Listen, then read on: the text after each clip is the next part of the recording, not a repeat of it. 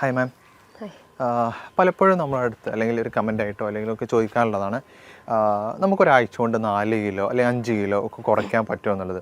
പ്രത്യേകിച്ച് നമ്മളെ ഒരു വെഡ്ഡിംഗ് ഒക്കെ വരികയാണെങ്കിൽ, നമ്മളെ സ്വന്തം വെഡ്ഡിംഗ് ആണെങ്കിലും അല്ലെങ്കിലൊക്കെ പല ആളുകളും ചോദിക്കാറുണ്ട്, നമുക്ക് ഒരു ഇഷ്ടപ്പെട്ട ഡ്രസ്സൊക്കെ ധരിക്കണമെങ്കിൽ ഒന്ന് ഈ ചാടിയ വയറൊന്ന് ഉള്ളിലാവണം, അതിന് ഒരാഴ്ച കൊണ്ട് എന്തെങ്കിലും മെത്തേഡ്സ് ഉണ്ടോ, അല്ലെങ്കിൽ 2 ആഴ്ച കൊണ്ട്, ഒരു 10 ദിവസം കൊണ്ട്, 10 ദിവസത്തിനുള്ളിൽ തന്നെ നമുക്ക് ഇത്രയും കാര്യങ്ങൾ ചെയ്യാൻ പറ്റുമോ എന്ന് പലരും ചോദിക്കാറുണ്ട്. അങ്ങനെ നമുക്ക് ഒരു പെട്ടെന്ന് തന്നെ ഒരാഴ്ച കൊണ്ടോ അല്ലെ 2 ആഴ്ച കൊണ്ടോ നമുക്ക് ഈസി ആയിട്ട് വെയിറ്റ് നമുക്ക് അല്ലെ കുറയ്ക്കാനും അതുപോലെ തന്നെ നമ്മളെ ചാടിയ വയറൊന്ന് ഉള്ളിലാക്കാനും എന്തെങ്കിലും വഴികളുണ്ടോ? നമുക്ക് തീർച്ചയായിട്ടും ഈ 2 ആഴ്ച കൊണ്ടോ അല്ലെങ്കിൽ ഒരു മാസം കൊണ്ടൊക്കെ നമുക്ക് ഇങ്ങനെ അമിത വണ്ണമൊക്കെ നമുക്ക് കുറച്ച് കൊണ്ടുവരാൻ പറ്റുന്നതാണ്. അപ്പോൾ അതിന് മുന്നേ ആയിട്ട് നമുക്ക് വെയിറ്റ് കൂടാൻ എന്തൊക്കെ കാരണങ്ങളെന്ന് നമുക്കിവിടെ ഡിസ്കസ് ചെയ്യാം. മെയിനായിട്ട് വെയിറ്റ് കൂടാന്ന് പറഞ്ഞു കഴിഞ്ഞാൽ നമ്മളെ ബോഡി വെയിറ്റ് അല്ലെങ്കിൽ ബോഡി മാസ് ഇൻഡെക്സ് ഒരു 35 എബോവ് ആകുമ്പോഴാണ് നമ്മുടെ ശരീരത്തിൽ കൊഴുപ്പും അല്ലെങ്കിൽ നമ്മുടെ ശരീരഭാരം കൂടിയിട്ടുണ്ടെന്ന് നമുക്ക് പറയാം.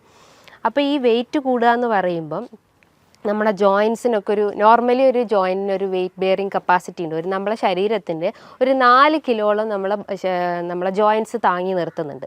അപ്പോൾ ആ ജോയിൻസ് എന്നൊക്കെ ഭയങ്കര ഒരു വേദന അനുഭവപ്പെടുക, അല്ലെങ്കിൽ നടക്കുമ്പോൾ ഒരു കിതപ്പൊക്കെ ഫീൽ ചെയ്യുക, അല്ലെങ്കിൽ എന്താ പറയുക ഭയങ്കര ഒരു സ്റ്റിഫ്നെസ് അനുഭവപ്പെടുക, അതൊക്കെയാണ് നമ്മളെ ശരീരഭാരം വർദ്ധിച്ചിട്ടുണ്ടെന്ന് നമ്മളെ ശരീരം കാണിക്കുന്ന ഒരു എക്സ്റ്റേണൽ സൈൻ എന്നൊക്കെ പറയാം. അതേപോലെ തന്നെ ചില ഡ്രസ്സൊക്കെ ഇടുമ്പോൾ നമ്മൾ ഇപ്പോൾ ഇട്ടുകൊണ്ടിരിക്കുന്ന ഡ്രസ്സ് കുറച്ച് കഴിഞ്ഞ് നമ്മൾ വെയിറ്റൊക്കെ കൂടി കഴിഞ്ഞ് നമുക്ക് ഇടാൻ ഭയങ്കര ബുദ്ധിമുട്ടായിരിക്കും, നമുക്ക് ഭയങ്കര ടൈറ്റായിരിക്കും, ചിലർക്ക് കുട വയറായിട്ട് അനുഭവപ്പെടാം. അപ്പോൾ ഇത് വരാൻ ഒരുപാട് കാരണങ്ങളുണ്ട്. മെയിനായിട്ട് അവരെ ഭക്ഷണ രീതികൾ തന്നെയാണ്. നമുക്കറിയാം പണ്ട് കാലങ്ങളിലൊക്കെ ആളുകൾക്ക് അസുഖങ്ങൾ വരുന്നത് വളരെ കുറവാണ്. അതായത് ഫാറ്റി ലിവർ പോലത്തതും ഫൈബ്രോയിഡ് ഇഷ്യൂസ്, PCOD ഇഷ്യൂസൊക്കെ വരുന്നത് വളരെ കുറവാണ്. ഇന്നൊരു ജനറേഷൻ നോക്കുമ്പോൾ ഒരു 100-ൽ 60% ആളുകളിലും ഈ ഫാറ്റി ലിവർ ഇഷ്യൂസ് ഉണ്ട്. ഒരു 60% ആളുകൾ തന്നെ PCODൻ്റെ ഇഷ്യൂസ് ഉണ്ട്. അപ്പോൾ അതുമൂലം ഇൻഫെർട്ടിലിറ്റി കംപ്ലയിൻസ്, കുട്ടികളില്ലാത്ത ബുദ്ധിമുട്ടുകളൊക്കെ ഇന്ന് വളരെ കോമൺ ആയിട്ടുള്ള കാര്യങ്ങളാണ്. അപ്പോൾ അവരൊക്കെ മെയിൻ ഒരു റീസൺ അല്ലെങ്കിൽ അത് വരാനുള്ള ഒരു റീസൺ എന്ന് പറഞ്ഞു കഴിഞ്ഞാൽ അവരൊരു ബാലൻസ് ഡയറ്റ് അവിടെ മെയിൻറ്റെയിൻ ചെയ്യുന്നില്ല. ഒരു ബാലൻസ് ഡയറ്റ് മെയിൻറ്റെയിൻ ചെയ്ത് കഴിഞ്ഞാൽ നമുക്കൊരുവിധം എല്ലാ അസുഖങ്ങളെയും നമുക്ക് കൺട്രോൾ ചെയ്യാൻ പറ്റുന്നതാണ്. അതായത് ബാലൻസ് ഡയറ്റ് എന്ന് പറയുമ്പം കാർബോഹൈഡ്രേറ്റ്, ഫാറ്റ്സ്, പ്രോട്ടീൻസ്, ഇത് 3ഉം തുല്യ രീതിയിൽ നമ്മളെ ഭക്ഷണത്തിൽ ഉൾപ്പെടുത്തി കഴിഞ്ഞ് കഴിഞ്ഞാൽ നമുക്ക് എല്ലാ അസുഖത്തെയും നമുക്ക് കൺട്രോൾ ചെയ്യാൻ പറ്റും. അപ്പം നമ്മൾ മരുന്നിനെയോ അല്ലെങ്കിൽ മറ്റെന്ത് മെഡിസിൻസിനെയോ ഒന്നും ഡിപ്പെൻഡ് ചെയ്യേണ്ട ആവശ്യമില്ല. ഇന്ന് വെയിറ്റ് കുറയ്ക്കാനും BP-ക്കും ഷുഗറിനും ഫാറ്റി ലിവറിനൊക്കെ ഒരുപാട് മെഡിസിൻസ് ഹൈ ഡോസായിട്ട് നമ്മൾ ഡെയിലി കഴിക്കാറുണ്ട്. ആ മെഡിസിൻസിൻ്റെ സൈഡ് എഫക്റ്റ് ആയിട്ട് പല കിഡ്നി സ്റ്റോൺ പ്രശ്നങ്ങളും, വീക്ക്നെസ് അനുഭവപ്പെടുന്നതും, പ്രതിരോധശേഷി കുറയുന്ന പ്രശ്നങ്ങളൊക്കെ ഇന്ന് ആളുകളിൽ കോമൺ ആണ്. അപ്പോൾ അതൊക്കെ ഒന്ന് കുറയ്ക്കാന്ന് പറയുന്നത് നമ്മൾ മെയിനായിട്ട് നമ്മളെ ഭക്ഷണത്തിൽ ഫോക്കസ് ചെയ്താൽ മതി. അപ്പോൾ ഭക്ഷണം നമ്മൾ കൺട്രോൾ ചെയ്ത് കഴിഞ്ഞാൽ തന്നെ നമുക്കൊരുവിധം എല്ലാം നമുക്ക് കൺട്രോൾ ചെയ്യാൻ പറ്റും. അപ്പം ഞാൻ പറഞ്ഞു വെയിറ്റ് കൂടാനുള്ള ഒരു കാരണം എന്ന് പറഞ്ഞു കഴിഞ്ഞാൽ ഈ അമിതമായിട്ടുള്ള കാർബ് അല്ലെങ്കിൽ അമിതമായിട്ടുള്ള കൊഴുപ്പേറിയ ഭക്ഷണങ്ങൾ അല്ലെങ്കിൽ അമിതമായിട്ടുള്ള പ്രോട്ടീൻ റിച്ച് ആയിട്ടുള്ള ഭക്ഷണങ്ങളൊക്കെ എടുക്കുമ്പോഴാണ് നമുക്ക് ഇത്തരം വെയിറ്റിൻ്റെ പ്രശ്നങ്ങൾ വരുന്നത്. അപ്പോൾ അതൊന്ന്. രണ്ടാമതായിട്ട് ഇത്രയും കഴിക്കുന്നുണ്ടെങ്കിലും നമ്മളത് ശരീരത്തിൽ നിന്ന് ബേൺ ഔട്ടായി പോകുന്നില്ല, അല്ലെങ്കിൽ ആ കലോറി നമ്മളെ ശരീരത്തിൽ അടിഞ്ഞു കൂടുക അല്ലെങ്കിൽ പല അവയവങ്ങളിലൊക്കെ അത് അടിഞ്ഞു കൂടുന്നുണ്ട്. അപ്പോൾ അത് ബേൺ ഔട്ടായിട്ടോ അല്ലെങ്കിൽ വേർപ്പായിട്ടോ നമ്മളെ ശരീരത്തിൽ പുറന്തള്ളപ്പെടുന്നില്ല. അപ്പോൾ നമ്മൾ എന്ത് ചെയ്യണം? നല്ല രീതിയിൽ എക്സസൈസ് ചെയ്യണം. അപ്പോൾ വ്യായാമക്കുറവ് ഇതിൻ്റെ ഒരു മെയിൻ കാരണമാണ്. അപ്പോൾ എക്സസൈസ് ചെയ്തിട്ടില്ലെങ്കിൽ ഇത്തരം ബുദ്ധിമുട്ടുകൾ നമുക്ക് കണ്ടിന്യൂസ് ആയിട്ട് വന്നുകൊണ്ടേ നിൽക്കും. അതേപോലെ തന്നെയാണ് വെയിറ്റ് കൂടാനുള്ള ഒരു കാരണം എന്ന് പറഞ്ഞാൽ നമ്മുടെ ശരീരത്തിൽ എസ്പെഷ്യലി സ്ത്രീകളിൽ നോക്കുകയാണെങ്കിൽ PCOD പ്രശ്നങ്ങളൊക്കെ ഉള്ള ആളുകളിൽ ഒരു കാരണം എന്ന് പറഞ്ഞു കഴിഞ്ഞാൽ ഹോർമോണൽ ഇംബാലൻസ് ആണ്. ഹോർമോണൽ ഇംബാലൻസ് എന്ന് പറയും PCOD കേസസിൽ ഈസ്ട്രജൻ ഹോർമോൺസിൽ ഉണ്ടാകുന്ന വേരിയേഷൻസ് കൊണ്ടാണ് ഇത്തരം സിസ്റ്റ് രൂപപ്പെടുന്നത്. അപ്പോൾ അവർക്ക് മെൻസ്ട്രൽ ഇറഗുലാരിറ്റീസ് ഉണ്ടാവാം, അവർക്ക് ഇൻഫെർട്ടിലിറ്റി പ്രശ്നങ്ങൾ ഉണ്ടാവാം, അതുമൂലം അവർക്ക് ഫൈബ്രോയിഡിൻ്റെ കംപ്ലയിൻസ് ഉണ്ടാവാം. അങ്ങനെ പല രീതിയിലുള്ള കോംപ്ലിക്കേഷൻസ് ആണ് ചിലപ്പം നമുക്ക് ഒരു അസുഖം വന്നു കഴിഞ്ഞാൽ നമ്മുടെ ശരീരത്തിൽ കാണിച്ചു തരുന്നത്. അപ്പം PCOD കൺട്രോൾ ചെയ്യാനും ഫാറ്റി ലിവർ കൺട്രോൾ ചെയ്യാനും അതേ ഫൈബ്രോയിഡ് കൺട്രോൾ ചെയ്യാനും എല്ലാത്തിനും നമ്മൾ ഡയറ്റും എക്സസൈസും മെയിനായിട്ട് ഫോക്കസ് ചെയ്യുക. ഇന്ന് പല ആളുകളും ചിന്തിക്കുന്നത് എല്ലാത്തിനും മരുന്നെടുത്ത് കഴിഞ്ഞാൽ നമുക്ക് എല്ലാ അസുഖവും കൺട്രോൾ ചെയ്യാൻ പറ്റും. നമുക്കറിയാം ഒരു 30% മാത്രമാണ് നമ്മൾ മരുന്നിന് ഡിപ്പെൻഡ് ചെയ്യുള്ളൂ. ബാക്കി ഒരു റിമൈനിങ് ഒരു 60% എല്ലാം നമ്മളെ ഭക്ഷണവും അതുപോലെ തന്നെ എക്സസൈസുമാണ് മെയിനായിട്ട് ഫോക്കസ് ചെയ്യേണ്ടത്. അപ്പം നമ്മൾ മെയിനായിട്ട് ഫോക്കസ് ചെയ്യേണ്ടത് നമ്മളെ ഡയറ്റും എക്സസൈസും അതേപോലെ തന്നെ ഒരു തേർഡ് പേഴ്സൺ മാത്രമായിട്ട് മെഡിസിൻസിനെ കണ്ടാൽ മതി. ഈ വെയിറ്റ് കൂടി വരുന്ന ആളുകളിൽ അല്ലെങ്കിൽ വെയിറ്റ് കൂടി വരുന്ന ഏറ്റവും കൂടുതൽ ആളുകളിൽ കണ്ടുവരുന്ന ഒരു അസുഖമാണ് ഈ ഫാറ്റി ലിവർ ഇഷ്യൂസ്. അതായത് ഫാറ്റി ലിവർ ഉള്ള രോഗികളിൽ ഒരു ബോഡി സ്ട്രക്ചർ നോക്കുമ്പോൾ അവർക്ക് കൈകാലുകളൊക്കെ ഭയങ്കര ലീൻ അല്ലെങ്കിൽ മെലിഞ്ഞിരിക്കുന്നത് നമുക്ക് കാണാം. പക്ഷെ അവർ വയറ് നോക്കുമ്പം ചാടിയിരിക്കുന്നത് അല്ലെങ്കിൽ ഒരു പോട്ട് ബെല്ലി സ്ട്രക്ചറിലേക്ക് കാണപ്പെടുന്നുണ്ട്. അതായത് പോട്ട് ബെല്ലി സ്ട്രക്ചർ എന്ന് പറയുമ്പം നമ്മൾ ഈ ഒരു വാരിയലിൻ്റെ താഴെയായിട്ട് വയറിങ്ങനെ ചാടിയിരിക്കുന്നത് നമുക്ക് കാണാം. അതിൻ്റെ ഒരു മെയിൻ കാരണം എന്ന് പറഞ്ഞു കഴിഞ്ഞാൽ ലിവർ സംബന്ധമായിട്ടുള്ള എന്തോ ഒരു അസുഖം അയാൾക്ക് വന്നിട്ടുണ്ടെന്ന്. മെയിനായിട്ട് ഫാറ്റി ലിവർ ഇഷ്യൂസ്, അതേപോലെ തന്നെ സിറോസിസ് കംപ്ലയിൻസ് ഉള്ള ആളുകൾ, അതായത് അവർക്ക് ലോവർ അബ്ഡോമൻ നല്ല ബൾജ് ചെയ്തിരിക്കുന്നു അല്ലെങ്കിൽ ഒരു പോട്ട് ബെല്ലി സ്ട്രക്ചർ അല്ലെങ്കിൽ ഒരു സഞ്ചി പോലെയൊക്കെ കാണപ്പെടുന്നുണ്ട്. അപ്പോൾ ഇവർ മെയിനായിട്ട് ഫോക്കസ് ചെയ്യേണ്ടതെന്ന് പറഞ്ഞാൽ നല്ല കൊഴുപ്പുകളെ ഭക്ഷണത്തിൽ സപ്ലൈ ചെയ്യാൻ ശ്രമിക്കുക. അതായത് ഹെൽത്തി ഫാറ്റ് ആയിട്ടുള്ള omega-3 ഫാറ്റി ആസിഡ്സ് അവരെ ഭക്ഷണത്തിൽ എടുക്കാം. അപ്പോൾ ചോദിക്കും omega-3 ഫാറ്റി ആസിഡ്സ് ഏത് ഭക്ഷണത്തിലാണ് അടങ്ങിയിട്ടുള്ളത്?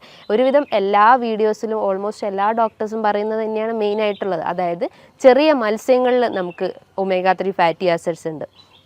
ചെറിയ മത്സ്യങ്ങൾ എന്ന് പറയുമ്പം അയല, മത്തി, നെത്തോലി, ഇതിൻ്റെ അകത്തൊക്കെ ചെറിയ രീതിയിൽ അതായത് ഒരു 30% അല്ലെങ്കിൽ ഒരു 40% omega-3 ഫാറ്റി ആസിഡ്സ് അടങ്ങിയിട്ടുണ്ട്. അതോടൊപ്പം തന്നെ കാൽഷ്യം അടങ്ങിയിട്ടുണ്ട്. ഈ കാൽഷ്യം കണ്ടന്റ് ഉള്ളത് കൊണ്ട് തന്നെ നമുക്ക് ജോയിൻറ്റ് റിലേറ്റ് ചെയ്തിട്ടുള്ള എന്തെങ്കിലും ഇഷ്യൂസ് അല്ലെങ്കിൽ എല്ല് സതമായിട്ടുള്ള എന്തെങ്കിലും ഇഷ്യൂസ് ഉണ്ടെങ്കിൽ അതൊക്കെ ഒന്ന് കൺട്രോൾ ചെയ്യാൻ പറ്റുന്നതാണ്. അപ്പം നല്ല രീതിയിൽ ഹെൽത്തി ഫാറ്റ്സ് ഭക്ഷണത്തിൽ ഉൾപ്പെടുത്താൻ ശ്രമിക്കാം. അപ്പോൾ അത് നമ്മളെ ഡയറ്റിൽ ഉൾപ്പെടുത്തി കഴിഞ്ഞ് കഴിഞ്ഞാൽ നമുക്ക് ഇത്തരം പോട്ട് ബെല്ലി പ്രശ്നങ്ങളോ അല്ലെങ്കിൽ ഫാറ്റി ലിവർ ഇഷ്യൂസ് ഉണ്ടെങ്കിൽ അതൊക്കെ നമുക്കൊന്ന് കൺട്രോൾ ചെയ്യാൻ പറ്റുന്നത്. അതേപോലെ തന്നെയാണ് അവരുടെ ഭക്ഷണത്തിൽ വൈറ്റമിൻ സി റിച്ച് ആയിട്ടുള്ള ഭക്ഷണങ്ങൾ എടുക്കാൻ ശ്രമിക്കുക. അപ്പോൾ ചോദിക്കും വൈറ്റമിൻ സി എന്തൊക്കെയാണെന്ന്. വൈറ്റമിൻ സി എന്ന് പറഞ്ഞു കഴിഞ്ഞാൽ അസ്കോർബിക് ആസിഡ് അത് അടങ്ങിയിട്ടുള്ള ഭക്ഷണങ്ങൾ എന്ന് പറയുമ്പോൾ എന്താണ്?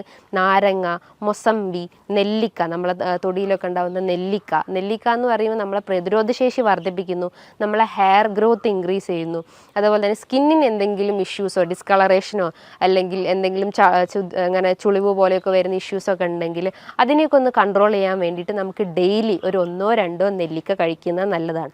അതേപോലെ തന്നെയാണ് കുട്ടികളിൽ വിരശല്യം എന്ന് വളരെ കോമൺ ആയിട്ടുള്ള ഒന്നാണ്. അപ്പോൾ കുട്ടികളുടെ അമ്മമാർ പറയുന്ന ഒരു ബുദ്ധിമുട്ട് എന്ന് പറഞ്ഞാൽ അവർ പൊക്കിളിന് ചുറ്റായിട്ട് വേദന പറയുന്നു, ഓക്കാനം, ഛർദി, ഫുഡൊന്നും കഴിക്കുന്നില്ല, പെട്ടെന്ന് അവർ വൊമിറ്റ് ചെയ്യുന്നു, അതേപോലെ ഒരു വീക്ക്നെസ് വരുന്നു, വെയിറ്റ് കുറയുന്നു. ഇതൊക്കെയാണ് കുട്ടികളിൽ വിരശല്യം വരുന്നതിൻ്റെ ഒരു ലക്ഷണങ്ങളായിട്ട് പറയുന്നത്. അപ്പോൾ കുട്ടികൾക്കായാലും അവർക്ക് ഡെയിലി ഒരു 1-2 നെല്ലിക്ക കൊടുക്കുന്നത് ഏറ്റവും നല്ലതാണ്. ഇത് അവരെ ദഹന വ്യവസ്ഥ ഇമ്പ്രൂവ് ചെയ്യുന്നു. അതായത് ദഹന സംബന്ധമായിട്ട് എന്തെങ്കിലും ബുദ്ധിമുട്ടുകൾ ഉണ്ടെങ്കിൽ, അതായത് എന്തെങ്കിലും സീലിയാക് ഡിസീസോ അല്ലെങ്കിൽ ലാക്ടോസ് ഇൻടോളറൻസ് പോലത്തെ എന്തെങ്കിലും ബുദ്ധിമുട്ടുകൾ ഉണ്ടെങ്കിൽ ആ ദഹനത്തിനൊന്ന് ഇമ്പ്രൂവ് ചെയ്യാൻ സഹായിക്കുന്നതാണ് ഈ നെല്ലിക്ക എന്ന് പറഞ്ഞിട്ടുള്ള ആ ഒരു ഇന്ത്യൻ ഗൂസ്ബെറി.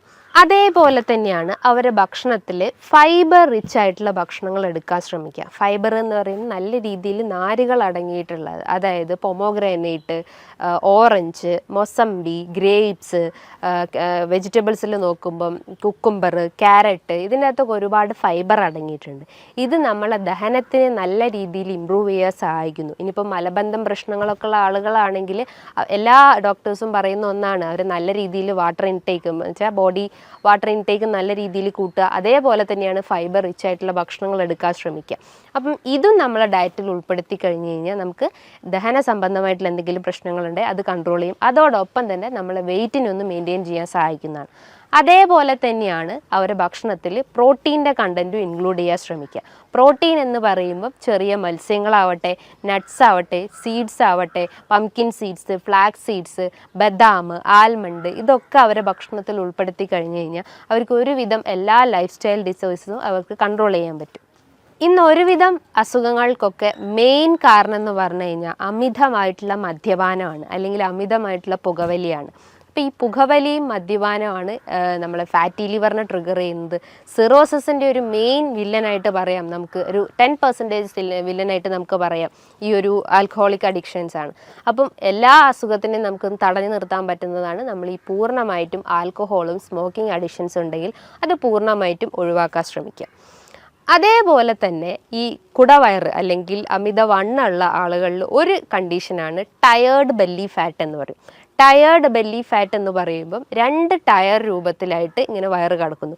ഒന്ന് നമ്മുടെ വാരിയലിൻ്റെ താഴെയായിട്ടും ഒന്ന് നമ്മുടെ ലോവർ അബ്ഡമനിലായിട്ടും ഇങ്ങനെ വയറ് ചാടി കിടക്കുന്നത് കാണാം. ഇതിൻ്റെ ഒരു കാരണം എന്ന് പറഞ്ഞു കഴിഞ്ഞാൽ അവർ നല്ല രീതിയിൽ ഭക്ഷണം കഴിക്കുന്നു, അതായത് അമിതമായിട്ട് വലിച്ചു വാരി കഴിക്കുന്നു. ഒരു പ്രോപ്പർ ടൈമിംഗ് അവിടെ മെയിൻറ്റെയിൻ ചെയ്യുന്നില്ല. ബ്രേക്ക്ഫാസ്റ്റ് എന്ന് പറയുമ്പോൾ നമുക്കറിയാം ഒരു ബ്രെയിൻ ഫുഡായിട്ടാണ് വർക്ക് ചെയ്യുന്നത്. അപ്പോൾ പ്രോപ്പർ ടൈമിങ്ങിൽ ബ്രേക്ക്ഫാസ്റ്റ് കഴിച്ചിട്ടില്ലെങ്കിൽ നമുക്ക് ആ ഒരു ഫുൾ ഡേ റൂട്ടീൻ തന്നെ നമ്മൾ ഡിസോർഡേർഡ് ആയിപ്പോകും. കാരണം നമ്മളെ ദഹനത്തിന് അല്ലെങ്കിൽ നമ്മളെ വയറിനറിയാം നമ്മൾ ഇന്ന ടൈമിലാണ് ഫുഡ് കഴിക്കുക. അപ്പോൾ ആ ഒരു ആ ഒരു ഡിസ്ഫങ്ഷൻ തന്നെ അവിടെ കറക്റ്റ് ആവില്ല. ഐ മീൻ പ്രോപ്പറായിട്ട് നമ്മളെ ദഹനം ഫങ്ഷൻ ചെയ്യുന്നില്ല. അപ്പം ബ്രേക്ക്ഫാസ്റ്റ് സ്കിപ്പ് ചെയ്ത് കഴിഞ്ഞാൽ ഇത്തരം ഇഷ്യൂസ് വരാനുള്ള ചാൻസസ് ഉണ്ട്. അതേപോലെ തന്നെ അവർ നല്ല രീതിയിൽ ഈ ഫ്രക്ടോസ് അല്ലെങ്കിൽ നല്ല രീതിയിൽ മധുരമേറിയ ഭക്ഷണങ്ങൾ എടുക്കാൻ ശ്രമിക്കുന്നത്. അതായത് ബിസ്ക്കറ്റ് ഡെയിലി ചിലപ്പോൾ 2 പാക്കറ്റ് ബിസ്ക്കറ്റൊക്കെ കഴിക്കുന്ന ആളുകളായിരിക്കാം. അതേപോലെ കേക്ക്സ്, പേസ്ട്രി, അതേപോലെ ice creams, chocolates, daily 2-3 glass caffeine അല്ലെങ്കിൽ കോഫി കുടിക്കുന്നത്, അതേപോലെ ചായ കുടിക്കുന്നത്, ഇതൊക്കെ ഒരു അഡിക്ഷൻസ് ആയിട്ട് കണ്ടിന്യൂസ് ആയിട്ട് അവർ ഫോളോ ചെയ്തിട്ടുള്ള ആളുകളായിരിക്കും. അപ്പോൾ അത്തരം ആളുകളിലും ഇത്തരം ടയേർഡ് ബെല്ലി ഫാറ്റ് കണ്ടുവന്നിട്ടുണ്ട്. ഇതിനെ അവർ മെയിനായിട്ട് ശ്രദ്ധിക്കേണ്ടത് ഇത്തരം ദുശീലങ്ങളുണ്ടെങ്കിൽ അത് പൂർണ്ണമായിട്ട് ഒഴിവാക്കാൻ ശ്രമിക്കുക. പകരം നല്ല രീതിയിൽ ബെല്ലി എക്സസൈസസ് ചെയ്യാൻ ശ്രമിക്കുക. അതായത് സ്ട്രെച്ചിങ് എക്സസൈസ്, നമ്മളെ മസിലൊക്കെ ഒന്ന് സ്ട്രെച്ച് ചെയ്യുന്ന രീതിയിലുള്ള നല്ല ബെൻഡിങ് എക്സസൈസോ അല്ലെങ്കിൽ സ്കിപ്പിങ്ങോ ജമ്പിങ്ങോ അങ്ങനെ പല രീതിയിലുള്ള എക്സസൈസ് ഫോളോ ചെയ്യാൻ ശ്രമിക്കുക. ഇനിയിപ്പോൾ ഡിസ്ക് ഒക്കെ കംപ്ലൈൻ്റ് ഉള്ള ആളുകളൊക്കെ ആണെങ്കിൽ അവർ ലൈറ്റായിട്ടുള്ള എക്സസൈസ് ഫോളോ ചെയ്യാൻ ശ്രമിക്കുക. ചില രീതിയിലുള്ള യോഗ അല്ലെങ്കിൽ ജസ്റ്റ് ഒരു നടത്തം അല്ലെങ്കിൽ ഒരു ഓട്ടം, ഇതൊക്കെ മെയിനായിട്ട് ഫോക്കസ് ചെയ്യാൻ ശ്രമിക്കുക. അതേപോലെ തന്നെയാണ് ഈ കുടവയർ അല്ലെങ്കിൽ വെയിറ്റ് കൂടി വരുന്ന കുറച്ച് ആളുകളിൽ കണ്ടിട്ടുള്ളതാണ് മോംസ് ബെല്ലി ഫാറ്റ് എന്ന് പറയും. മോംസ് ബെല്ലി ഫാറ്റ് എന്ന് പറയുമ്പോൾ ആ വാക്കുകൊണ്ട് തന്നെ നമുക്ക് ഉദ്ദേശിക്കാം. അതായത് സ്ത്രീകളിൽ പ്രഗ്നൻസി അല്ലെങ്കിൽ ഡെലിവറിക്ക് ശേഷം കാണപ്പെടുന്ന ഒന്നാണ് മോംസ് ബെല്ലി ഫാറ്റ്.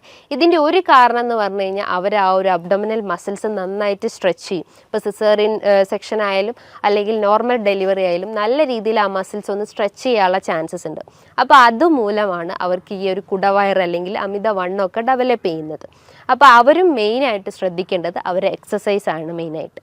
അതേപോലെ തന്നെയാണ് hormonal belly fat. Hormonal belly fat എന്ന് പറയുമ്പം ഈ ഒരു വാക്കും തന്നെ നമുക്ക് ഐഡൻറ്റിഫൈ ചെയ്യാം. ഹോർമോണൽ ഇംബാലൻസ് കൊണ്ട് വരുന്നതാണ്. അതിലൊന്നാണ് PCOD ഇഷ്യൂസ്, രണ്ടാമതാണ് തൈറോയിഡ് ഇഷ്യൂസ്. ഇത് മൂലം അവർ ശരീരത്തിൽ അമിതമായിട്ട് കൊഴുപ്പടിഞ്ഞുകൂടുന്നു. നമുക്കറിയാം PCOD എന്ന് പറയുമ്പോൾ എന്താ, ഡയബറ്റിസ് ഓഫ് ഓവറി എന്നാണ്. ഡയബറ്റിസ് ഓഫ് ഓവറി എന്ന് പറയുമ്പോൾ നമ്മൾ ഓവറിയിൽ ബാധിക്കുന്ന ഒരു പ്രമേഹത്തെയാണ് ഈ PCOD എന്ന് പറയുന്നത്. അതായത് അതിൻ്റെ മെയിൻ ഒരു റീസൺ അല്ലെങ്കിൽ ഒരു മെയിൻ വില്ലൻ എന്ന് പറയുന്നത് ഇൻസുലിൻ റെസിസ്റ്റൻസ് ആണ്. നമ്മൾ കഴിക്കുന്ന ഭക്ഷണത്തിന് എനർജി ആയിട്ട് അവിടെ കൺവേർഷൻ നടക്കുന്നില്ല. അതുമൂലം നമുക്ക് ഗ്ലൂക്കോസ് മോളിക്യൂൾസിന് അല്ലെങ്കിൽ ഇൻസുലിൻ റിസപ്റ്റേഴ്സിന് കറക്റ്റായിട്ട് അത് ഐഡൻറ്റിഫൈ ചെയ്യാൻ പറ്റാത്തൊരവസ്ഥ വരുന്നു. അപ്പോൾ നമ്മൾ ബോഡിയിൽ അമിതമായിട്ട് കൊഴുപ്പ് അടിഞ്ഞുകൂടുന്നു, പല ഓർഗൻസിലായിട്ട് അത് അടിഞ്ഞുകൂടുന്നു. അങ്ങനെ അടിഞ്ഞുകൂടുന്ന ഒരു ഇതിലെയാണ് ഓവറീസിൻ്റെ അകത്ത് അടിഞ്ഞുകൂടുന്നതിനെയാണ് ഡയബറ്റിസ് ഓഫ് ഓവറി. അതുമൂലം സ്ത്രീകൾക്ക് മെൻസ്ട്രൽ ഇറഗുലാരിറ്റി ഉണ്ടാവും. അതായത് ഒരു നോർമൽ സൈക്കിൾ എന്ന് പറയുമ്പോൾ 28 to 35 ഡേയ്സ് ആണ്. അത് അവർക്കൊരു 40 ഡേയ്സോ അല്ലെങ്കിൽ ഒരു 2 മന്തൊക്കെ ഡിലേ ആവുന്ന ചാൻസസ് ഉണ്ട്. ഇനിയിപ്പോൾ പീരീഡ്സ് ആയി കഴിഞ്ഞാലും അവർക്കൊരു 1-2 ഒരു സ്കാൻഡി ബ്ലീഡിങ്, വളരെ സ്പോട്ടിങ് രീതിയിലുള്ള ബ്ലീഡിങ് മാത്രമേ കാണപ്പെടുന്നുള്ളൂ. അതിശക്തമായിട്ടുള്ള വയറുവേദന അനുഭവപ്പെടാറുണ്ട്. അതേപോലെ തന്നെ ഭയങ്കരമായിട്ട് ക്ഷീണം അനുഭവപ്പെടുന്നു. അതിനെക്കാട്ടും വലുതൊന്നാണ് അവർക്ക് ശക്തമായിട്ട് വെയിറ്റ് കൂടുന്നത്. ഫുഡ് കഴിക്കാത്ത ആളുകളായാലും അതായത് നോർമലി ഫുഡ് കഴിക്കുന്ന ആളുകളായാലും അവർക്കും ഇത് വെയിറ്റ് കൂടുന്നത് ഒരു കാരണം എന്ന് പറഞ്ഞു കഴിഞ്ഞാൽ ഇൻസുലിൻ റെസിസ്റ്റൻസ് ആണ്. അതേപോലെ തന്നെയാണ് ഹോർമോണൽ ഇംബാലൻസിൽ വരുന്നതാണ് thyroid related issues. Thyroid related issues എന്ന് പറയുമ്പം തൈറോയിഡ് തന്നെ ഹൈപ്പോർ തൈറോയിഡ്സ് ഉണ്ട്, ഹൈപ്പർ തൈറോയിഡ്സ് ഉണ്ട്. ഹൈപ്പർ തൈറോയിഡിസം ഉള്ള കേസസിൽ അവർക്ക് വെയിറ്റ് കുറയുന്നതാണ് സംഭവിക്കുന്നത്. വെയിറ്റ് കുറയാന്ന് പറയുന്നതിന് ഒരു കാരണം എന്ന് പറഞ്ഞു കഴിഞ്ഞാൽ ബേസൽ മെറ്റബോളിക് റേറ്റ് അവിടെ ഹൈ ആണ്. കാരണം അവർ കഴിക്കുന്ന ഭക്ഷണങ്ങളെല്ലാം പെട്ടെന്ന് തന്നെ അവിടെ ഡൈജഷൻ നടക്കുന്നു, പെട്ടെന്ന് തന്നെ അത് എനർജി കൺവേർഷൻ നടക്കുന്നു. അപ്പം കൊഴുപ്പ് അടിഞ്ഞു കൂടേണ്ട ആ ഒരു ടൈമിംഗ് പീരീഡ് തന്നെ വളരെ ഷോർട്ടാണ്. അതുമൂലം അവർക്ക് വെയിറ്റ് കുറയുന്നതാണ് സംഭവിക്കുന്നത്. പക്ഷെ നേരെ തിരിച്ചാണ് ഹൈപ്പോ തൈറോയിഡിസം പേഷ്യൻസിൽ. അവർക്ക് ബേസൽ മെറ്റബോളിക് റേറ്റ് വളരെ ലോ ആണ്. അപ്പോൾ അവർക്ക് എന്ത് ചെയ്യും, തൈറോയിഡ് സ്റ്റിമുലേറ്റിംഗ് ഹോർമോൺസ് വളരെ ഹൈ ആയിരിക്കും. പകരം T3 T4 ഹോർമോൺസ് വളരെ ലോ ആവാനുള്ള ചാൻസസ്. കാരണം അവിടെ ഹോർമോൺസിൻ്റെ ആ ഒരു സെക്രീഷൻസ് വളരെ കുറവായിരിക്കും.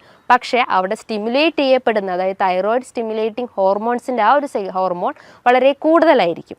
അപ്പോൾ അവർക്ക് ബേസൽ മെറ്റബോളിക് റേറ്റും വളരെ ലോ ആണ്. അവർ കഴിക്കുന്ന ഭക്ഷണങ്ങളെല്ലാം പല ഓർഗൻസിലായിട്ട് അടിഞ്ഞുകൂടുന്നു, അതായത് കൊഴുപ്പായിട്ട് അടിഞ്ഞുകൂടുന്നു. അതിലൊന്നാണ് നമുക്ക് വെയിറ്റ് കൂടുന്നതിൻ്റെ ഒരു ലക്ഷണമായിട്ട് നമുക്ക് പറയാം. അതേപോലെ തന്നെയാണ് തൈറോയിഡ് രോഗികളിൽ അമിതമായിട്ടുള്ള ക്ഷീണം അനുഭവപ്പെടുന്നു. അതായത് ഹൈപ്പോതൈറോയിഡിസം പേഷ്യൻസിൽ അതിശക്തമായിട്ടുള്ള ക്ഷീണം അനുഭവപ്പെടുന്നു. അവർക്ക് മുടികൊഴിച്ചിലിൻ്റെ പ്രശ്നങ്ങളുണ്ടാകുന്നു, സ്കിന്ന് ഭയങ്കര ഡ്രൈ ആവുന്നു. ഇനിയിപ്പോൾ ദഹന വ്യവസ്ഥ നോക്കുകയാണെങ്കിൽ അവർക്ക് മലം കൃത്യമായിട്ട് പോകാത്തൊരവസ്ഥ വരുന്നു, അതായത് കോൺസ്റ്റിപ്പേഷൻ പ്രശ്നങ്ങൾ ഉണ്ടാകുന്നു. അതുമൂലം അവർക്ക് പൈൽസിൻ്റെ പ്രശ്നങ്ങൾ ഉണ്ടാകുന്നു, ഹെമറോയിഡ്സിൻ്റെ പ്രശ്നങ്ങൾ ഉണ്ടാകുന്നു. അങ്ങനെ പല കോംപ്ലിക്കേഷൻസ് ആയിട്ട് ഓരോ ആളുകളിലും ഇന്ന് ഈ ഒരു ബുദ്ധിമുട്ട് കണ്ടുവരുന്നുണ്ട്. ഇതിൻ്റെയൊക്കെ മെയിൻ റീസൺ എന്ന് പറഞ്ഞു കഴിഞ്ഞാൽ അവർ കഴിക്കുന്ന കാർബിൻ്റെ കണ്ടൻറ്റ് ഇൻക്രീസ് ചെയ്തിട്ടുണ്ടാവും, പ്രോട്ടീൻ്റെ കണ്ടൻറ്റ് ഇൻക്രീസ് ആയിട്ടുണ്ടാവും, ഫാറ്റിൻ്റെ കണ്ടൻറ്റ് ഇൻക്രീസ് ആയിട്ടുണ്ടാവും. ഇതൊന്നും കൃത്യമായ രീതിയിൽ അവരുടെ ഡയറ്റിൽ ഉൾപ്പെടുത്താത്തതുകൊണ്ടാണ് ഇത്രയും പ്രശ്നങ്ങൾ ഉണ്ടാകുന്നത്. അപ്പോൾ എപ്പോഴും അവിടെ ഒരു ബാലൻസ്ഡ് ഡയറ്റ് മെയിൻറ്റെയിൻ ചെയ്യാൻ ശ്രമിക്കുക. പല ആളുകളും ഇന്ന് വണ്ണം കുറയ്ക്കാൻ വേണ്ടിയിട്ട് പല രീതിയിലുള്ള ഡയറ്റ് ഫോളോ ചെയ്യുന്നു, അതേപോലെ തന്നെ പല ഫാസ്റ്റിംഗ് ഫോളോ ചെയ്യുന്നു. ആ ഫാസ്റ്റിങ്ങിൽ ഒന്നാണ് ഇൻ്റർമീഡിയൻറ്റ് ഫാസ്റ്റിംഗ്. ഇൻ്റർമീഡിയൻറ്റ് ഫാസ്റ്റിംഗ് നമ്മൾ ചെയ്യുമ്പോൾ നമ്മൾ ശരീരത്തിൽ അടിഞ്ഞുകൂടി കിടക്കുന്ന കൊഴുപ്പിനെയൊക്കെ ഒന്ന് അലിയിച്ച് കളയുക, അല്ലെങ്കിൽ അതിനെ ബേൺ ഔട്ട് ചെയ്യാൻ സഹായിക്കുന്ന ഒരു മെത്തേഡാണ് ഇൻ്റർമീഡിയൻറ്റ് ഫാസ്റ്റിംഗ്. അതായത് ഒരു 16 hours അല്ലെങ്കിൽ 14 to 16 hours നമ്മൾ ഫുഡെല്ലാം സ്കിപ്പ് ചെയ്തിട്ട് ഈവൺ ഒരു വാട്ടർ ഇൻടേക്ക് പോലും അവിടെ പാടില്ല. അപ്പോൾ അത്രയും ഫാസ്റ്റിംഗ് അവിടെ മെയിൻറ്റെയിൻ ചെയ്ത് കഴിഞ്ഞാൽ അവർക്ക് ഈ ഒരു ക്ഷീണം അല്ലെങ്കിൽ ഇത്തരം കൊഴുപ്പൊക്കെ നമ്മുടെ ശരീരത്തിൽ നിന്ന് തന്നെ നമുക്ക് ബേൺ ഔട്ട് ചെയ്യാൻ സഹായിക്കാവുന്നതാണ്. ഇനിയിപ്പം ഈ ഒരു ഡയറ്റ് ഫാസ്റ്റിംഗ് മാത്രമാണെങ്കിൽ അവരെന്തൊക്കെയാണ് അവരുടെ ഭക്ഷണത്തിൽ ഉൾപ്പെടുത്തേണ്ടതെന്ന് പലർക്കുമുള്ള സംശയങ്ങളുണ്ടാവും. എത്ര രീതിയിൽ കാർബ് എടുക്കണം, എത്ര രീതിയിൽ പ്രോട്ടീൻസ് എടുക്കണം, എത്ര രീതിയിൽ ഫാറ്റ്സ് എടുക്കണം എന്ന് പല ആളുകളും ചോദിക്കാറുണ്ട്. അപ്പോൾ കാർബ്സിൻ്റെ അളവ് നോക്കുമ്പം നമ്മളൊരു ഈക്വൽ എമൗണ്ടിൽ, അതിൽ 20%, ഒരു 100% നോക്കുമ്പോൾ അതിൻ്റെ ഒരു 20% അല്ലെങ്കിൽ ഒരു 20-30% മാത്രമേ നമ്മൾ കാർബിൻ്റെ അളവ് എടുക്കാൻ പാടുള്ളൂ. അതേപോലെ തന്നെ ഒരു ഈക്വൽ എമൗണ്ട് തന്നെ നമ്മൾ പ്രോട്ടീൻസിൻ്റെ അളവും ഫാറ്റ്സിൻ്റെ അളവും മെയിൻറ്റെയിൻ ചെയ്യാൻ ശ്രമിക്കുക. അതേപോലെ നമ്മൾ ശ്രദ്ധിക്കേണ്ട ഒരു കാര്യം എന്ന് പറഞ്ഞു കഴിഞ്ഞാൽ നമ്മൾ വലിച്ചു വാരി, അതായത് 3 നേരവും നമ്മൾ വലിച്ചു വാരി ഭക്ഷണം കഴിക്കുന്നതിന് പകരം നമ്മൾ 6 നേരമാക്കി ഭക്ഷണം കഴിക്കുക. അതായത് ഒരു കൃത്യസമയത്ത് ഭക്ഷണം കഴിക്കാൻ ശ്രമിക്കുക. ഇന്ന് നമ്മൾ 7 മണിക്ക് കഴിച്ചു കഴിഞ്ഞാൽ നമ്മൾ നെക്സ്റ്റ് ഡേ ഒരു 10 മണിക്ക് കഴിച്ചു കഴിഞ്ഞാൽ നമ്മളെ ബോഡി ബാലൻസ് തന്നെ ഇംപ്രോപ്പർ ആവും. അപ്പോൾ ഒരു കൃത്യ ടൈമിങ്ങിൽ ഫുഡ് കഴിക്കാൻ ശ്രമിക്കുക. മോർണിംഗിൽ നമ്മൾ ഒരു 7 to 8 ഉള്ളിൽ കൃത്യമായിട്ട് ബ്രേക്ക്ഫാസ്റ്റ് കഴിക്കാൻ ശ്രമിക്കുക. രാവിലെ എഴുന്നേറ്റാൽ ഉടനെ തന്നെ വെറും വയറ്റിൽ ഒരു തിളപ്പിച്ചാറിയ വെള്ളം കുടിക്കാൻ ശ്രമിക്കുക. ആ വാട്ടറിൻ്റെ അകത്തേക്കൊന്നും ആഡ് ചെയ്യേണ്ട ആവശ്യമില്ല. നല്ല തിളപ്പിച്ചാറിയ വെള്ളം കുടിച്ചു കഴിഞ്ഞാൽ നമുക്ക് എന്തെങ്കിലും മലബന്ധം പ്രശ്നങ്ങളോ അല്ലെങ്കിൽ ഗ്യാസിൻ്റെ പ്രശ്നങ്ങളോ നെഞ്ചരിച്ചിലിൻ്റെ പ്രശ്നങ്ങളോ ഒക്കെ ഉണ്ടെങ്കിൽ അതിനൊക്കെ ഒന്ന് കൺട്രോൾ ചെയ്യാൻ പറ്റുന്നതാണ് ഈ ഒരു വാട്ടർ ഇൻടേക്ക് എന്ന് പറയുന്നത്. അതിനുശേഷം നമ്മൾക്ക് നമ്മുടെ ബ്രേക്ക്ഫാസ്റ്റ് സ്റ്റാർട്ട് ചെയ്യാവുന്നതാണ്. ഇനിയിപ്പോൾ പ്രമേഹ രോഗികളായാലും തന്നെ അവർ ആ ഒരു കാർബിൻ്റെ അളവൊക്കെ കുറച്ചിട്ട് അവർ നല്ല രീതിയിൽ പ്രോട്ടീൻ്റെ അളവും അല്ലെങ്കിൽ ഫാറ്റ്സിൻ്റെ അളവും മെയിൻറ്റെയിൻ ചെയ്യാൻ ശ്രമിക്കുക. ഇനി ഒരു 11 മണിയാകുമ്പോൾ അവർക്ക് എന്തെങ്കിലും ഒരു ഫ്രൂട്ട്സ് ഐറ്റംസോ അല്ലെങ്കിൽ ഫ്രൂട്ട് സാലഡൊക്കെ ആയിട്ടിട്ട് ഭക്ഷണത്തിൽ ഉൾപ്പെടുത്താവുന്നതാണ്. നമുക്കറിയാം, നമ്മൾ ശ്രദ്ധിക്കേണ്ട ഒരു കാര്യം എന്ന് പറഞ്ഞു കഴിഞ്ഞാൽ നമ്മളെപ്പോഴും ഫ്രൂട്ട്സ് കഴിക്കുമ്പോൾ ജ്യൂസ് ഫോമിൽ കഴിക്കാതിരിക്കുക. ജ്യൂസ് ഫോമിൽ കഴിക്കുമ്പോൾ അതിൻ്റെ ഫൈബർ കണ്ടൻറ്റ് അവിടെ നഷ്ടപ്പെടും. ആ ഒരു ഫ്രക്ടോസിൻ്റെ അളവ് അതിൽ ക്രമാതീതമായിട്ട് കൂടും. അത് കൂടിക്കഴിഞ്ഞാൽ നമ്മുടെ ശരീരത്തിൽ അതിൻ്റെ എമൗണ്ട് എത്തുമ്പം നമ്മുടെ ശരീരത്തിൽ ഗ്ലൂക്കോസിൻ്റെ അളവ് കൂടും. അതായത് ഗ്ലൈസമിക് ഇൻഡെക്സ് കൂടിയിട്ടുള്ള ഭക്ഷണങ്ങളാണെങ്കിൽ നമ്മൾ കഴിക്കുന്നത് കൃത്യമായിട്ടും നമ്മുടെ ശരീരത്തിൽ എന്തായാലും നമ്മുടെ രക്തത്തിൽ പഞ്ചസാരയുടെ അളവ് എന്തായാലും കൂടിയിരിക്കും. അതുമൂലം നമുക്ക് പ്രമേഹം പോലത്തെ പ്രശ്നങ്ങൾ ഉണ്ടാവും. അപ്പോൾ എന്തായാലും നമ്മൾ ഫ്രൂട്ട്സ് കഴിക്കുമ്പോൾ ഒരു 1 hour അല്ലെങ്കിൽ ഒരു ½ an hour മീൽസിന് മുന്നായിട്ട് കഴിക്കാൻ ശ്രമിക്കുക. അതും നല്ല രീതിയിൽ ചോപ്പ് ചെയ്തിട്ട് കട്ട് ചെയ്തിട്ട് അതിൻ്റെ അകത്ത് എന്തെങ്കിലും യോഗേർട്ടൊക്കെ ആഡ് ചെയ്ത് കഴിക്കുന്നത് നല്ല കാര്യമാണ്. അതേപോലെ ചെറിയ എമൗണ്ടിൽ ഒരു ടീസ്പൂണൊക്കെ ഒലിവ് ഓയിൽ അവരെ ഭക്ഷണത്തിൽ ഉൾപ്പെടുത്തുന്നതും നല്ലതാണ്. ഇതിൻ്റെ അകത്ത് ഹെൽത്തി ഫാറ്റ്സ് ആണ് അടങ്ങിയിട്ടുള്ളത്. അതേപോലെ തന്നെയാണ് നമ്മൾ ലഞ്ച് ടൈമിൽ നമ്മൾ ചോറിൻ്റെ അളവ് കുറച്ചിട്ട് നമുക്ക് ധാന്യങ്ങളായിട്ട് തോരനോ ഉപ്പേരിയോ നമ്മളെ ഭക്ഷണത്തിൽ ഉൾപ്പെടുത്താം. പല ആളുകളും ഒരു പ്ലേറ്റ് നിറച്ചോളം നമുക്ക് ഈ ഒരു ഫ്രൂട്ട്സ് അല്ലെങ്കിൽ ധാന്യങ്ങൾ അല്ലെങ്കിൽ എന്താ പറയുക നമ്മളെ കറികളൊക്കെ നമുക്ക് ഭക്ഷണത്തിൽ ഉൾപ്പെടുത്താം. പകരം നമ്മൾ എന്ത് ചെയ്യും, അതിന് പകരം നമ്മൾ നല്ല ഒരു കൂമ്പാരം നിറയെ നമ്മൾ ചോറെടുക്കുന്നു. ആ ചോറിൻ്റെ അളവ് അവിടെ കുറച്ച് കഴിഞ്ഞാൽ നമുക്ക് ഇത്തരം പ്രശ്നങ്ങളൊക്കെ നമുക്ക് കൺട്രോൾ ചെയ്യാൻ പറ്റുന്നതാണ്. ആ ഒരു ഫുഡ് ടൈമിങ് എപ്പോഴും നമ്മൾ മെയിൻറ്റെയിൻ ചെയ്യാൻ ശ്രമിക്കുക. ശ്രമിക്കുക. ഇനിയിപ്പോൾ ഗ്യാസ്ട്രൈറ്റിസ് പ്രശ്നങ്ങളൊക്കെ ഉള്ള ആളുകളാണെങ്കിൽ അവരും ഒരു പ്രോപ്പർ ടൈമിങ്ങിൽ ഫുഡ് കഴിച്ചു കഴിഞ്ഞാൽ അവർക്ക് ഈ ഗ്യാസിൻ്റെ പ്രശ്നങ്ങൾ റെഡ്യൂസ് ചെയ്യും. ബ്ലോട്ടിംഗ് പ്രശ്നങ്ങളൊക്കെ ഉണ്ടെങ്കിൽ അതൊക്കെ ഒന്ന് കൺട്രോൾ ചെയ്യാൻ പറ്റുന്നതാണ്. അതേപോലെ തന്നെ നമ്മൾ ഈവനിങ് ടൈമിൽ ചെറിയ രീതിയിൽ ഫ്രൂട്ട്സ് നമ്മൾ ഭക്ഷണത്തിൽ ഉൾപ്പെടുത്താം. ഒരു ഗ്ലാസ് നമുക്ക് ചായയോ കാപ്പിയോ നമുക്ക് ഡെയിലി ഒരു വൺസ് എ ഡേ നമുക്ക് കഴിക്കുന്നത് നല്ലതാണ്. അതേപോലെ തന്നെ നമ്മൾ ഡിന്നർ നോക്കുവാണെങ്കിലും അതൊരു 7 to 8 ഉള്ളിൽ നമ്മൾ ഡിന്നർ കഴിക്കാൻ ശ്രമിക്കാം. അത് നമ്മളെ ലൈറ്റ് ഭക്ഷണങ്ങൾ എടുക്കാൻ ശ്രമിക്കുക. നമ്മൾ വീട്ടിൽ നിന്ന് തന്നെ പൊടിപ്പിച്ചുണ്ടാക്കിയിട്ടുള്ള വീറ്റിൻ്റെ ചപ്പാത്തിയോ അല്ലെങ്കിൽ ഓട്സൊക്കെ യൂസ് ചെയ്യുകയാണെങ്കിൽ തന്നെ പാല് കഴിവതും ഒഴിവാക്കിയിട്ട് നല്ല രീതിയിൽ നമ്മളെ നോർമൽ വാട്ടറിൽ തന്നെ അത് കുക്ക് ചെയ്തെടുക്കാൻ ശ്രമിക്കുക. നമുക്ക് ഓട്സ് വെച്ചിട്ട് അല്ലെങ്കിൽ ഓംലെറ്റ് ഒക്കെ ഉണ്ടാക്കുന്നത് നല്ലതാണ്. അതേപോലെ തന്നെ ചെറിയ മത്സ്യങ്ങൾ നമ്മളെ ഭക്ഷണത്തിൽ ഉൾപ്പെടുത്തുന്നത് നല്ലതാണ്. അതേപോലെ നമ്മൾ ശ്രദ്ധിക്കേണ്ട ഒരു കാര്യമാണ് റെഡ് മീറ്റ് പൂർണ്ണമായിട്ടും നമ്മൾ ഭക്ഷണത്തിൽ നിന്ന് ഒഴിവാക്കാൻ ശ്രമിക്കുക. നിങ്ങൾക്കൊരു വീക്ക്ലി വൺസ് കഴിക്കാം, അല്ലെങ്കിൽ മന്ത്ലി വൺസ് ഒക്കെ റെഡ് മീറ്റ് കഴിക്കുന്നതുകൊണ്ട് കുഴപ്പമൊന്നുമില്ല. ഇത് നമ്മളെ ശരീരത്തിൽ യൂറിക് ആസിഡിൻ്റെ അളവിൻ്റെ കൂട്ടുന്നുണ്ട്. അപ്പോൾ അതുമൂലം നമുക്ക് ഗൗട്ടി കംപ്ലയിൻസ് ഒക്കെ ഇൻക്രീസ് ചെയ്യാനുള്ള ഒരു ചാൻസസ് ഉണ്ട്. അപ്പം നമ്മളെ ഭക്ഷണത്തിൽ എപ്പോഴും റെഡ് മീറ്റിൻ്റെ അളവ് കഴിവതും കുറയ്ക്കാൻ ശ്രമിക്കുക. നല്ല പോലെ എക്സസൈസ് ചെയ്യാൻ ശ്രമിക്കുക. നമ്മളെ ശരീരം നല്ല രീതിയിൽ വേർക്കുന്ന രീതിയിലുള്ള എക്സസൈസ് മെയിൻറ്റെയിൻ ചെയ്യാൻ ശ്രമിക്കുക. അത് കാർഡിയാക് എക്സസൈസ് ആവട്ടെ, അല്ലെങ്കിൽ എയറോബിക് എക്സസൈസ് ആവട്ടെ, ചെറിയ രീതിയിലുള്ള നടത്തോ അല്ലെങ്കിൽ ഓട്ടോ എന്ത് നമ്മളെ ഭക്ഷണത്തിൽ നമ്മളെ ഡയറ്റിൽ അല്ലെങ്കിൽ നമ്മളെ ലൈഫ് സ്റ്റൈലിൽ ഉൾപ്പെടുത്തി കഴിഞ്ഞ് കഴിഞ്ഞാൽ നമുക്ക് ഇത്തരം പ്രശ്നങ്ങളൊക്കെ നമുക്ക് കൺട്രോൾ ചെയ്യാൻ പറ്റുന്നതാണ്. ഈ പറഞ്ഞിട്ടുള്ള ഒരു നല്ല രീതിയിലുള്ള ഒരു പാറ്റേണിൽ ഈ ഒരു മാനേജ്മെൻറ്റ് നമ്മൾ ഫോക്കസ് ചെയ്ത് കഴിഞ്ഞാൽ നമുക്ക് നമ്മളെ വെയിറ്റിനെ നമുക്ക് കൺട്രോൾ ചെയ്യാൻ പറ്റുന്നതാണ്. അതായത് നല്ല ഹെൽത്തി ഫാറ്റ് അല്ലെങ്കിൽ നല്ല ഹെൽത്തി പ്രോട്ടീൻസ് നമ്മൾ ഭക്ഷണത്തിൽ ഉൾപ്പെടുത്തി കഴിഞ്ഞ് കഴിഞ്ഞാൽ നമുക്ക് ഇത്തരം പ്രശ്നങ്ങളൊക്കെ നമുക്ക് ഒരു പരിധി വരെ നമുക്ക് കൺട്രോൾ ചെയ്യാൻ പറ്റുന്നതാണ്. ഇനി ഇതുമായി ബന്ധപ്പെട്ട് നിങ്ങൾക്ക് എന്തെങ്കിലും സംശയങ്ങളുണ്ടെങ്കിൽ താഴെ കാണുന്ന നമ്പറിൽ കോൺടാക്റ്റ് ചെയ്യാവുന്നതാണ്. നല്ലൊരു ഹെൽത്ത് ടോപ്പിക്കുമായി വീണ്ടും കാണാം. Thank you.